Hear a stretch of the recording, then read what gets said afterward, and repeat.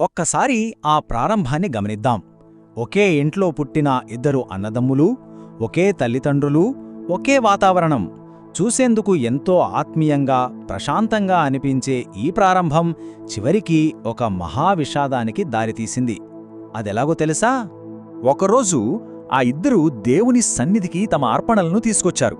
అయితే దేవుడందులో ఒకరి బలిని మాత్రమే అంగీకరించాడు. ఆ క్షణంలో పరలోకపు వెలుగు ఆ అర్పణపై ప్రకాశించింది. ఆ సహోదరుడు దేవునికి ప్రీతికరుడయ్యాడు. కాని మరొకరి హృదయంలో మాత్రం అసూయ అగ్నిలా మండింది.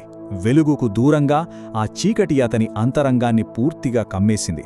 ఒకరిపై దేవుడు చూపిన దయ మరొకరిలో ఎంత భయంకరమైన ద్వేషాన్ని రగిలించిందో కదా. ఆ అసూయ, ఆ అదుపులేని కోపం చివరికి ఏమైందో తెలుసా? ఈ భూమిపై జరిగిన మొట్టమొదట హత్యగా మారింది. అవును, ఆ రోజే ఈ భూమి తొలిసారిగా ఒక మనిషి రక్తాన్ని తాగింది. ఈ ఘోరమైన వాస్తవం నిజంగా మనల్ని కలచివేస్తుంది. మొదటి భాగం ఏదేను వెలుపల కొత్త జీవితం. అంటే పతనమైన లోకంలో ఆ మొదటి కుటుంబం పడిన శ్రమలన్మాట. ఒకప్పుడు దేవునితో తిరిగిన ఆదాము, హవ్వలు ఇప్పుడు మహిమను కోల్పోయి కఠినమైన భూమిపై జీవిస్తున్నారు. నేల ముళ్లను పుట్టిస్తోంది. వీచే గాలికూడా భారంగా, కష్టంగా ఉంది. కాని ఆ కారు చీకటిలో, ఆ కష్టాల్లో కూడా ఒక చిన్న ఆశ రేగింది. హవ్వకు ఒక కుమారుడు జన్మించాడు. అతనే కయీను. ఆ తర్వాత మరొక కుమారుడు జన్మించాడు. అతనే హేబెలు. ఇన్ని శ్రమల మధ్య ఆ పిల్లల రాక ఆదాము హవ్వల జీవితంలో ఒక కొత్త వెలుగును, ఒక ఆశను తీసుకొచ్చింది. రెండవ భాగం ఇద్దరూ అన్నదమ్ములు. రెండు వేర్వేరు హృదయాలు. ఒకే ఆకాశం కింద పెరుగుతున్నా కూడా వారి మనస్తత్వాలు, వారు ఎంచుకున్న మార్గాలు మాత్రం పూర్తిగా భిన్నంగా తయారయ్యాయి. కయీను బలవంతుడైన రైతు అయ్యాడు. ఎప్పుడూ భూమిని దున్నుతూ, పొలాల్లో చెమటోడ్చుతూ, శారీరక శ్రమపైనే తన దృష్టి అంతా పెట్టాడు.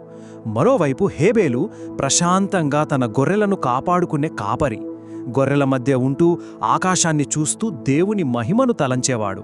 కయీను చేతుల్లో కఠినమైన శ్రమ కనిపిస్తే హేబేలు ముఖంలో వినయం, పవిత్రత కొట్టొచ్చినట్లు కనిపించేవి. మూడవ భాగం దేవుని సన్నిధిలో అర్పణ. ఇది వారి హృదయాలకు జరిగిన అసలైన పరీక్ష. సూర్యాస్తమయం సమయం ఒక రాతి బలిపీఠం ముందు ఆ ఇద్దరు సహోదరులు నిలబడ్డారు. ఇక్కడ మనం ఖచ్చితంగా గుర్తుంచుకోవాల్సిన విషయం ఒకటుంది.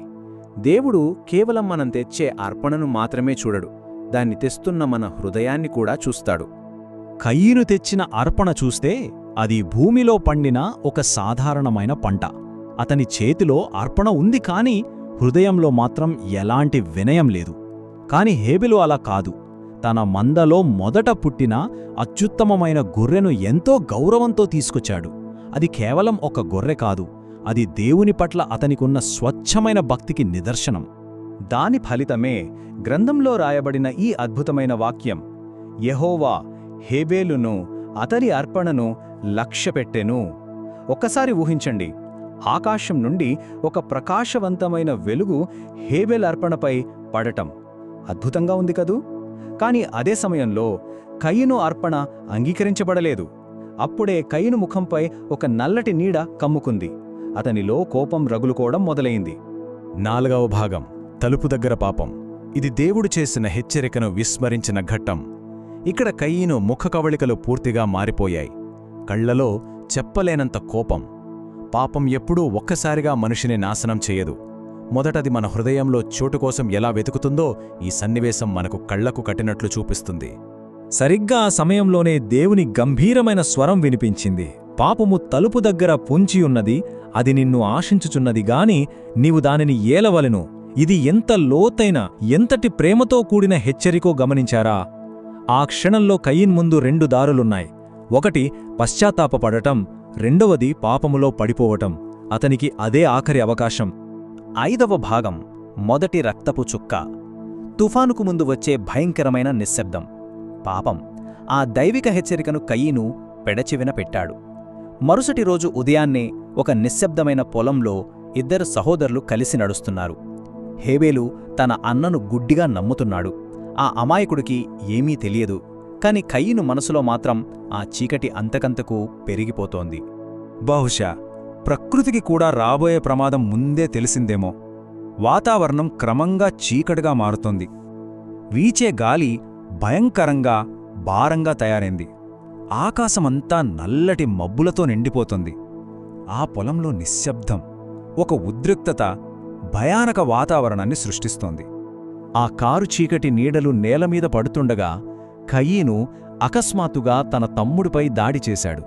ఏ పాపం ఎరుగని ఆ హేబేలు రక్తం నేలపాలయ్యింది. ఆ క్షణం ఈ భూమి మొట్టమొదటిసారిగా ఒక మనిషి రక్తాన్ని స్వీకరించింది. ఎంతటి భావోద్వేగభరితమైన గుండెల్ని పిండేసే క్షణమో కదా ఇది. ఆ ఘోరమైన విషాదం గ్రంథంలో చాలా సూటిగా రాయబడింది. కయీను తన తమ్ముడైన హేబెలు మీద పడి అతనిని చంపెను. ఎంత దారుణం! కేవలం కాస్త అసూయ వలనే ఒక స్వచ్ఛమైన ప్రాణం గాలిలో కలిసిపోయింది. 6వ భాగం. హేబేలు రక్తం మొర్రపెట్టింది. దేవుని తీర్పు. ఆ దారుణమైన హత్య జరిగిన తర్వాత ఆ పొలంలో అలుముకున్న ఆ భయానక నిశ్శబ్దాన్ని బద్దలు కొడుతూ దేవుని న్యాయ విచారణ మొదలైంది. హేబేలు ప్రాణం పోయినా అతని రక్తం మాత్రం నేలమీద నుండి దేవునితో మాట్లాడింది. దేవుడు సూటిగా అడిగాడు, నీ తమ్ముడైన హేబెలెక్కడా? దానికి కయీను ఏమాత్రం తడుముకోకుండా, నాకు తెలియదు, నా తమ్మునికి నేను కాపలావాడినా అని అబద్ధం చెప్పాడు. కాని అతని ముఖంలో భయం, తాను చేసిన ఘోరమైన తప్పు తాలూకు పశ్చాత్తాపం అప్పటికే స్పష్టంగా కనిపిస్తున్నాయి. తాను చేసిన పని కయీనును వెంటాడటం మొదలైంది. అప్పుడు దేవుని గంభీరమైన తీర్పు వెలువడింది. నీ తమ్ముని రక్తస్వరము భూమిలో నుండి నాకు మొరపెట్టుచున్నది. ఆ ఒక్క మాటతో ఆకాశం నిశ్శబ్దమైపోయింది. ఆ నిశ్శబ్దమే ఆ మొదటి హంతకుడి పాలిట ఒక శాపంగా మారిపోయింది.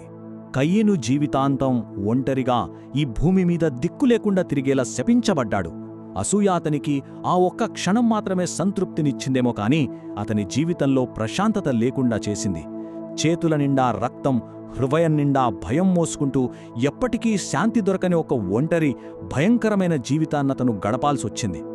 ఇక చివరిగా 7వ భాగం.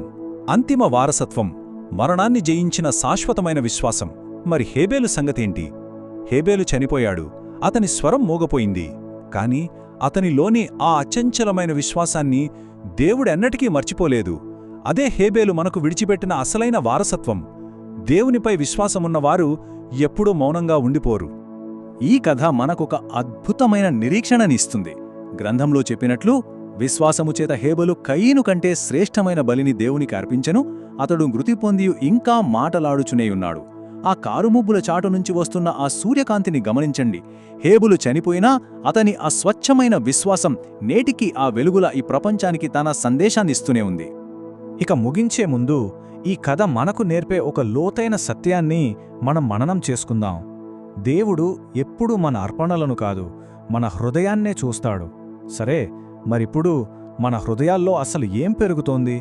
వినాశనానికి దారితీసే పాపమా, లేక దేవుని సన్నిధికి చేర్చే విశ్వాసమా?